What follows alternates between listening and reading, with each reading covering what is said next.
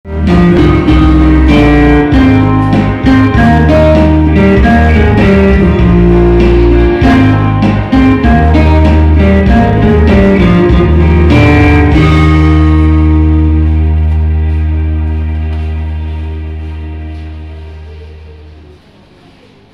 dalam nama Allah Bapa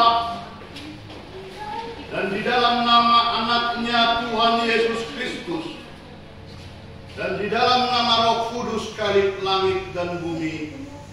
Amin. Marilah kita sama-sama mengucapkan doa. Ya Tuhan Allah, berkatilah kami dan sinarkanlah wajah-Mu bagi kami yang bersekutu di tempat ini. Amin. Kita angkat pujian dari buku nyanyian nomor 93 ayat 1 sampai 3.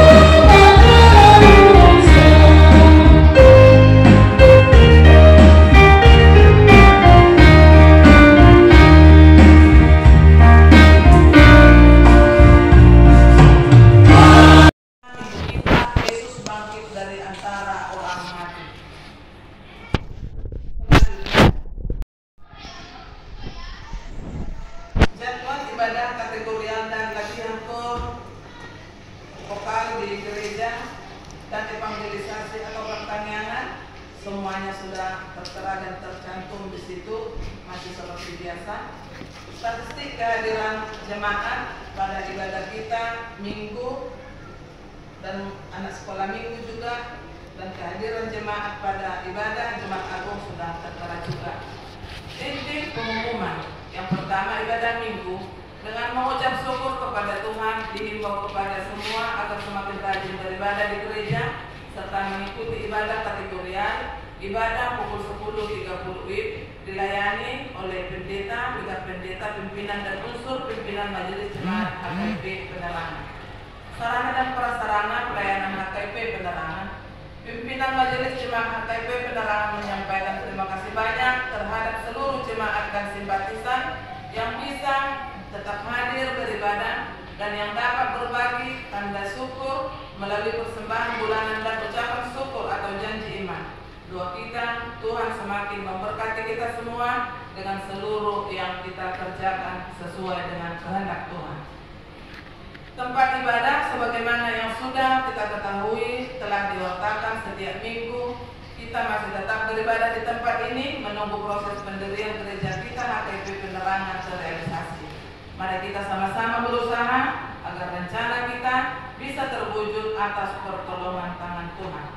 Keempat, realisasi keputusan rapat tanggal 16 Februari 2025 untuk merealisasikan keputusan rapat majelis jemaat tanggal 16 Februari 2025 mulai bulan Maret.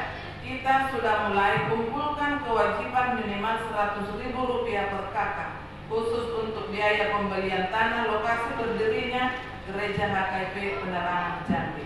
5. Nanti setelah selesai ibadah kita lanjutkan acara perayaan Paskah untuk anak-anak sekolah minggu. Jadi selesai acara kita ini nanti jangan kita langsung pulang, kita ikuti acara perayaan Paskah untuk anak sekolah minggu kita. Aku lagi yang mana aku sebelum masih tak pernah sudah waktunya. Ibadah minggu 27 April 2025 kita akan laksanakan ibadah menggunakan bahasa Batak Toba. Jadi itu pasca pada 2 hari dari masuku ala hari kerja doi yang mana sosok aku sebelum dapat upama di balas tadi dan ada pola di batukan sholat tadi pas kedua di pada jauh di belakang. Operkan renungan Alkitab untuk satu mingguan mengandung mesti tercantum untuk kependuan di kita asal dapat kemai dari labor-labor yang konsultan. Laporan keuangan mingguan Mazmur 65 ayat 2, bagilah puji-pujian di Allah dan kepadamulah orang membayar ngajar. Pemasukan keuangan kita di dalam minggu yang lalu serta Jumat Agung seluruhnya dan persembahan bulanan semakin diberkati Tuhan segala usaha pekerjaan kita agar kita dapat mengucap syukur memuliakan Tuhan melalui gereja ini. Uang keluar serta rekapitulasi serta daftar kewajiban jemaat per kakak.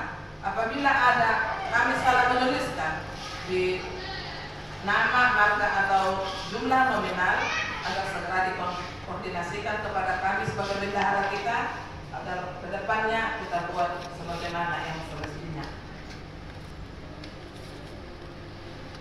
Matius 28 ayat 19, karena itu pergilah, jadikanlah semua bangsa muridku dan baptislah mereka dalam nama Bapa dan Anak dan Roh Kudus. Selamat mengikuti ibadah dan memanfaatkannya serta selamat ulang tahun bagi yang merayakannya seminggu yang lewat. Tuhan Yesus memberkati kita semua. Salam.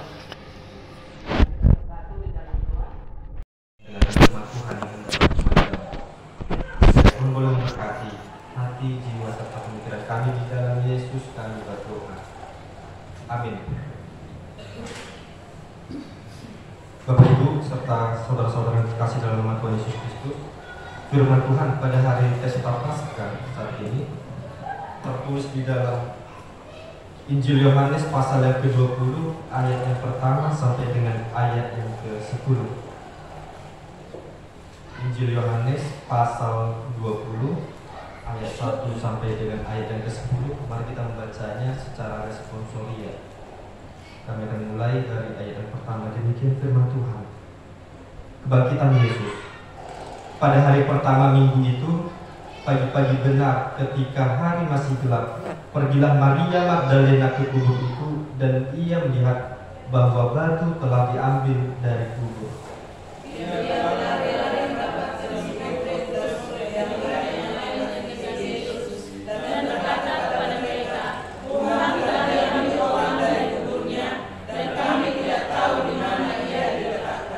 Maka berangkatlah Petrus dan muridnya yang lain itu ke kubur.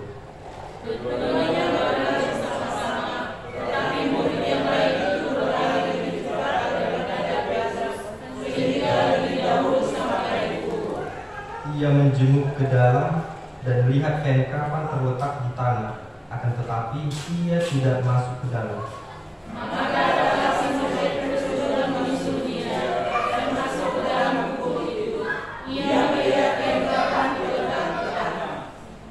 Sedang kain peluh yang tadinya ada di kepala Yesus tidak terletak dekat kain kafan itu, tetapi agak di samping di tempat yang lain dan sudah tergulung.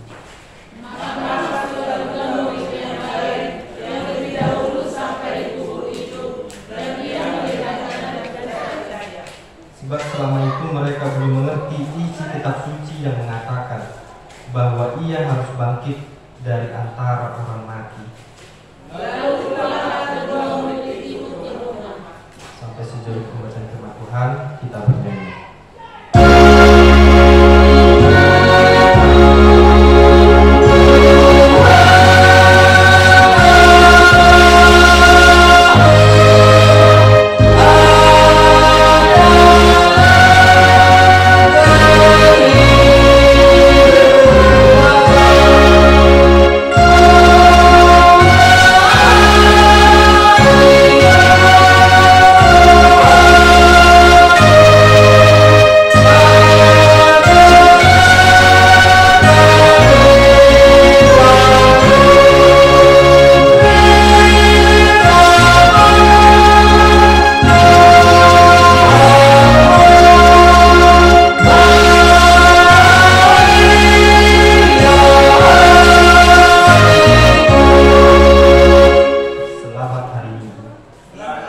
Selamat Hari Paskah.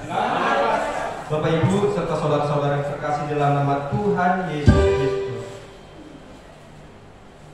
Pada hari ini kita merayakan Paskah, di mana Paskah itu sendiri merupakan hari besar dan hari yang terpenting dalam iman kekristenan.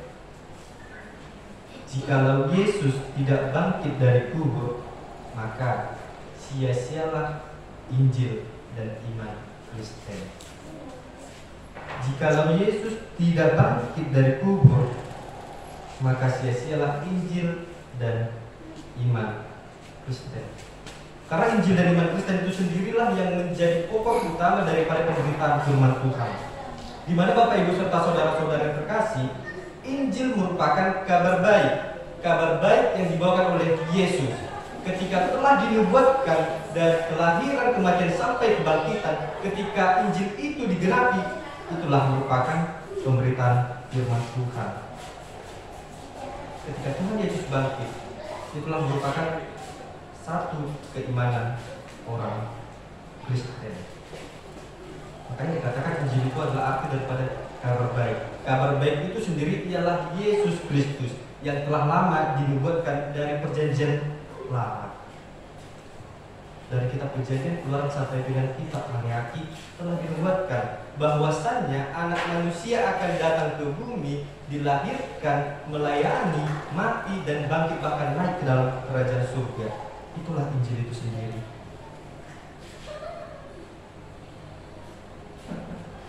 Terlebih dalam minggu pada saat ini kita merayakan hari kemenangan, hari kebahagiaan bagi orang Kristen. Sebenarnya hari besar bagi orang Kristen yang pertama ialah hari kematian dan hari Paskah, kedua baru hari Natal. Itulah hari besar bagi umat Kristen. Dan Paskah itu sendiri boleh saya simpulkan, Paskah merupakan jantung daripada orang Kristen, artinya tidak dapat dipisahkan. Contoh kecil, ketika di dalam ilmu kedokteran contohnya, ketika manusia itu sendiri memiliki penyakit dalam jantungnya, hal yang pasti segala sesuatunya pasti ada keterhambatan. Bahkan jika manusia itu sendiri tidak memiliki jantung, tidak mungkin manusia itu dapat hidup. Demikian juga dengan Paskah. Ketika Yesus Kristus tidak bangkit, maka sia-sialah iman kepercayaan kita. Artinya Paskah itu tidak bisa dipisahkan daripada orang Kristen, tidak bisa dipisahkan daripada iman orang Kristen. Bapak Ibu serta saudara-saudara yang terkasih, kebangkitan Yesus merupakan suatu peristiwa yang sangat besar yang menunjukkan Ia adalah benar-benar Tuhan, yang menunjukkan kekuasaan Allah benar-benar dinyatakan di bumi ini. Sangat-sangat mustahil manusia biasa dapat bangkit dari kuburnya dan berjalan dalam bumi ini selama 40 hari lalu naik dalam kerajaan surga. Tidak ada satu manusia seperti itu. Tetapi Allah itu sendiri yang 100% manusia dan 100% Allah, yaitu Yesus Kristus, Dia melakukan segala sesuatu yang di luar daripada nalar manusia. Di dalam khotbah Jumat Agung kemarin saya mengatakan bahwasannya siksaan Yesus itu sebanyak 121 cambukan dan 5 tusukan. Seorang manusia biasa itu tidak mungkin. Bahkan dia harus membawa salib yang begitu besar sejauh 600 meter, bukan jalan lurus, tapi dari perbukitan dari bawah sampai kepada bukit Golgota 600 meter, dibantu oleh Simon dari Kirene. Dan bahkan ketika hari Jumat dia mati, disalibkan, dikubur, dan pada hari Minggu, hari yang ketiga, dia bangkit. Itu yang menunjukkan bahwasannya orang Kristen, orang yang percaya kepada Yesus Kristus telah dimenangkan dari dosa, telah dimenangkan dari kematian. Peristiwa kebangkitan Yesus sebagai salah satu pembuktian dari perkataan di dalam Yohanes pasal yang ke-11 ayat 25 sampai 26 dikatakan demikian. Jawab Yesus, "Akulah kebangkitan dan hidup. Barang siapa percaya kepadaku, ia akan hidup walaupun ia sudah mati. Dan setiap orang yang hidup dan yang percaya kepadaku tidak akan mati selama-lamanya. Percayakah engkau akan hal ini? Bapak Ibu serta saudara-saudara yang terkasih dalam nama Tuhan Yesus Kristus, pada hari yang pertama setelah Sabat dikatakan, Sabat bagi orang Kristen sebenarnya itu berada di hari Sabtu. Makanya dikatakan hari pertama setelah Sabat yaitu hari Minggu. Itulah yang menjadi landasan umat Kristen. Salah satu landasan umat Kristen beribadah di hari Minggu, bukan di hari Sabat, tetapi di hari kemenangan. Hari Minggu merupakan hari kemenangan bagi umat Kristen, di mana pada hari yang itu Yesus itu sendiri bangkit dari kuburnya. Itulah salah satu landasan sebagian umat Kristen beribadah di hari Minggu. Dan pada hari yang pertama setelah Sabat itu, Maria Magdalena, Maria ibu Yesus, dan Kleopas, mereka pergi ke kubur Yesus untuk berjamin. Pada masa itu, ketika hari itu merupakan suatu adat istiadat Yahudi, mereka mengunjungi kuburan Yesus dengan membawa rempah-rempah, membersihkan kuburan itu, dan itulah yang harus mereka jaga. Tetapi ketika mereka datang ke kubur itu, mereka melihat tidak ada lagi mayat Yesus. Bahkan kain kafan yang menggulung Yesus itu sudah terpisah.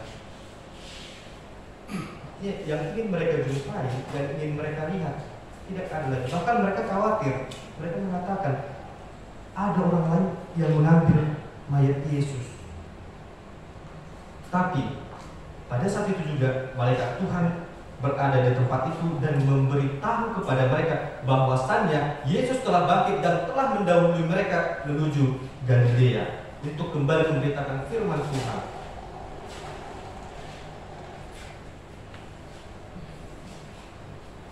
Bapak Ibu serta saudara-saudara yang terkasih, para murid dan semua yang mengasihi Yesus, pada Yesus disalibkan, mati dan dikuburkan, semua murid dalam keadaan yang sangat-sangat mengkhawatirkan, bagaikan anak ayam yang kehilangan ibunya. Mereka berhilang arah.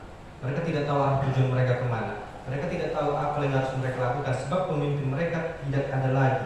Kematian Yesus merupakan pukulan yang sangat berat bagi mereka, yang tadinya mereka setiap hari mengikut bersama dengan Yesus sebagai guru dan Tuhannya.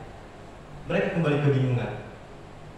Bahkan Petrus sekalipun yang telah ditunjuk akan menjadi batu karang yang hendak akan memimpin ke-12 para murid tadi, dia kebingungan. Karena pada hari-harinya mereka bersama-sama dengan Yesus, mendengarkan Yesus akan pengajarannya, dan mereka diajari untuk dipersiapkan. Tetapi itulah awal mula daripada Kristen mula-mula yang akan didirikan di Antioquia.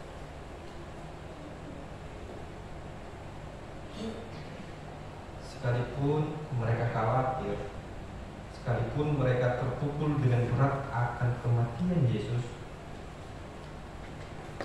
Tuhan itu sendiri yang datang kepada para murid-muridnya untuk kembali menguatkan muridnya di tanah Galilea, untuk kembali menguatkan muridnya agar terus memberitakan firman Tuhan, untuk memperkuatkan para muridnya agar mereka tidak bimbang oleh keadaan duniawi.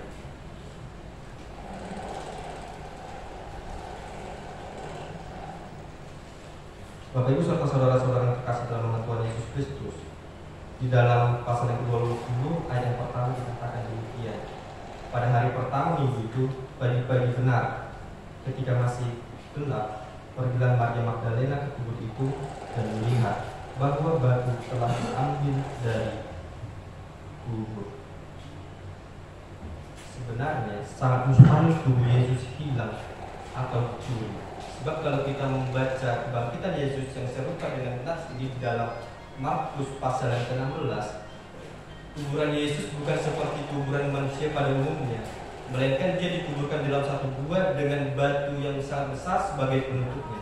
Makanya jikalau mayat Yesus diambil atau dicuri itu sangat mustahil. Bahkan untuk menggelindingkan batu tersebut butuh sangat banyak tenaga manusia dewasa. bahkan sangat mustahil jika mayat Yesus pun dicuri. Selain daripada penutup dari kubur itu adalah batu yang sangat besar, kuburan itu sendiri juga dijaga dengan ketat oleh para tentara. Tetapi mereka tetap yakin dan percaya karena mata mereka melihat bagaimana kuasa Kristus terjadi, karena telinga mereka mendengar bagaimana mukjizat Yesus dinyatakan. Mereka tetap percaya bahwasanya Yesus itu adalah benar-benar Tuhan. Segala sesuatu yang diperlakukan oleh Yesus benar-benar di luar daripada pemikiran Yesus Kristus. Menyikapi hal ini, Petrus sekalipun yang adalah dikatakan batu karang dan murid lainnya berkesimpulan bahwa mayat Yesus sengaja diambil atau dicuri. Sebab ayat 9 dikatakan, sebab selama itu mereka belum mengerti isi kitab suci yang mengatakan bahwa ia harus bangkit dari antara orang mati. 3,5 tahun mereka melayani bersama dengan Yesus.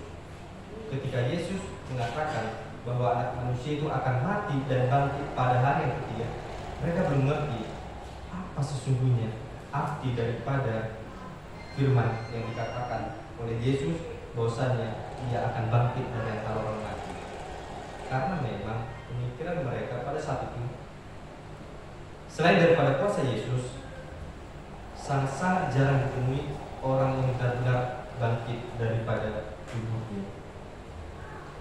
Sehingga mereka yang masih memiliki pemikiran demikian, sekalipun mereka bersama dengan Yesus sekitar 3,5 tahun, mereka tetap menyimpulkan pemikiran mereka layaknya seorang manusia biasa. Sementara mereka tidak mengingat bahwasanya banyak mujizat, banyak kuasa yang oleh Yesus itu nyatakan. Mereka tidak mengingat hal tersebut. Lalu ketika ketiga para perempuan tadi menuju kubur Yesus, mereka melihat dan membuka itu, pintu itu telah terbuka. Mereka melihat ternyata kubur daripada Yesus adalah kubur kosong. Kubur kosong itu sendiri membuktikan Yesus adalah hidup. Dia tidak ada di kuburan, tetapi bersama dengan kita. Artinya kita tidak perlu ragu, kita tidak perlu bimbang, kita tidak perlu takut bahwasanya Allah yang kita pilih saat ini, Allah yang kita sembah pada saat ini merupakan Allah yang hidup, yang berkuasa atas langit dan bumi. Oleh karena itu mari kita kuatkan iman kepercayaan kita kepada Yesus Kristus melalui firman Tuhan, melalui doa-doa, melalui nyanyian yang kita lantunkan kepada Tuhan Yesus Kristus di berbagai hari. Lalu dengan semuanya itu, apa makna daripada kebangkitan Yesus itu sendiri bagi kita? Yang pertama, seperti yang sudah saya katakan di awal tadi, jika Yesus tidak bangkit, sia-sialah iman kita kepadanya. Di dalam 1 Korintus 15 ayat yang ke-14 dikatakan, tetapi andai kata Kristus tidak dibangkitkan, maka sia-sialah pemberitaan kami dan sia-sialah juga kepercayaan kami. Itu yang dikatakan oleh Rasul Paulus dalam pemberitaan firman Tuhan. Artinya dia benar-benar menyatakan bahwasanya kebangkitan Yesus adalah yang paling terpenting. Dan juga sampai pada saat ini kita harus meyakini kebangkitan Yesus adalah awal mula dari kemenangan kita. Dan makna yang kedua, kebangkitan Yesus mendatangkan hidup yang baru. Dahulu ketika Adam dan Hawa jatuh dalam dosa, ketika nenek moyang kita, keluarga kita, bahkan sampai orang tua kita melakukan dosa, sangat banyak dosa, sampai kita sekalipun. Bahkan ketika Yesus telah mati di kayu salib, dia bangkit, dia mendatangkan hidup yang baru bagi kita. Kita telah dimenangkan dari dosa, kita telah diperdamaikan dengan Allah Bapa, kita telah diselamatkan daripada maut. Itulah arti daripada hidup baru. Dan yang ketiga, kebangkitan Yesus adalah jaminan atas segala pengharapan kita.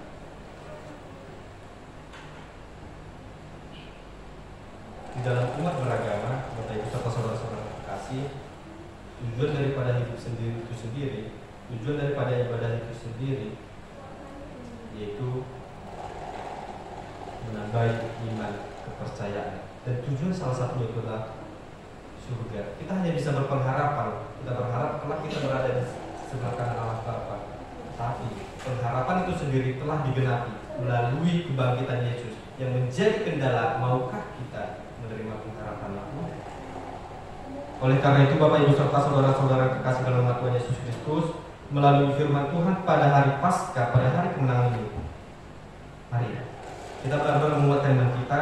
Kita benar-benar meyakini kepercayaan kita bahwasannya Allah yang kita sembah pada saat ini adalah Allah yang hidup.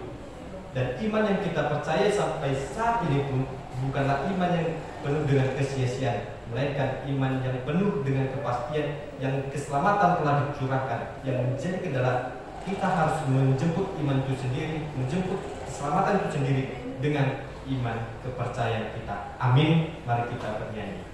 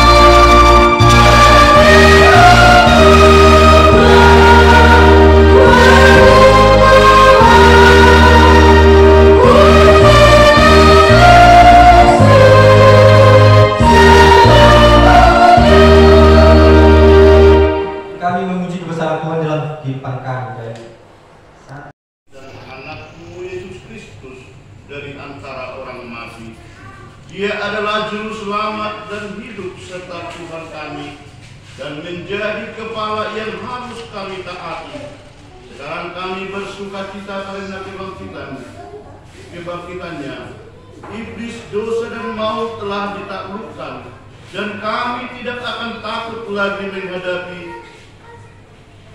dan segala sengatnya karena kemenangan Tuhan kami. Panglima perkasa yang menuntun kami dari kematian hingga kebangkitan daging, kami memohon kasihanilah dan kuatkanlah iman kami dan saudara-saudara kami, agar kami bersama-sama dibangkitkan kepada kehidupan yang baru. Berkatilah jemaat-Mu dan hamba-hamba-Mu yang memberitakan kebangkitan Tuhan Yesus, agar semua yang sadar dan bangkit melawan dosa. Teguhkanlah iman kami mempercayai bahwa kami telah didamaikan kepadamu karena karya keselamatan anak-Mu Tuhan Yesus Kristus. Beri kesabaran dan penghiburan bagi kami. Jadikan hati yang suci dan jiwa kami yang teguh agar kami mengakui bahwa kami telah dibenarkan oleh Tuhan Yesus Kristus. Berilah kami pengharapan yang hidup agar kami terhibur mengingat saudara-saudara kami yang telah Tuhan panggil ke hadirat-Mu, dan hati kami terhibur dalam penderitaan dunia ini. Hiburkan juga mereka yang kemalangan, yang sengsara, yang miskin, yatim piatu, para janda, dan semua orang yang merindukan hidup kekal karena kebangkitan Tuhan Yesus Kristus Tuhan kami. Amin. Mari kita sama-sama mengucapkan doa Bapa kami. Bapa kami yang di surga, kuduskanlah namamu, datanglah kerajaan-Mu, jadilah kehendak-Mu di bumi seperti di surga. Berilah kami pada hari ini makanan kami secukupnya, dan ampunilah kami akan kesalahan kami, seperti kami juga mengampuni orang yang bersalah kepada kami, dan jangan masukkan kami ke dalam pencobaan, tetapi lepaskanlah kami daripada yang jahat, karena Engkau dunia kerajaan dan kuasa dan kemuliaan sampai selama-lamanya. Amin. Syukur kepada kepada Tuhan, ibadah kita sudah hampir rampung. Maka mari sambut berkat Tuhan untuk kita semuanya. Tuhan memberkati kita dan melindungi kita. Tuhan menyinari kita dengan wajah-Nya dan memberi kita kasih karunia. Tuhan menghadapkan wajah-Nya kepada kita dan memberi kita damai sejahtera. Amin.